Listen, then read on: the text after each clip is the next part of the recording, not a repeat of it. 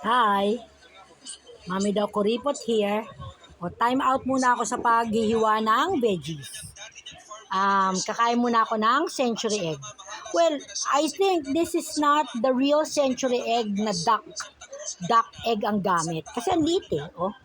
Ang liit lang niya.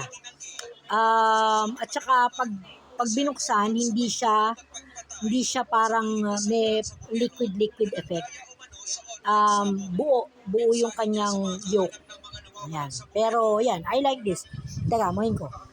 Tsaka hindi naman siya mabaho. Ang gusto ko talaga pungent ang amoy. Dado, kainin mo. Sige na, kainin mo. Kainin mo! Di ba mahilig ka naman sa mga exotic? Hindi.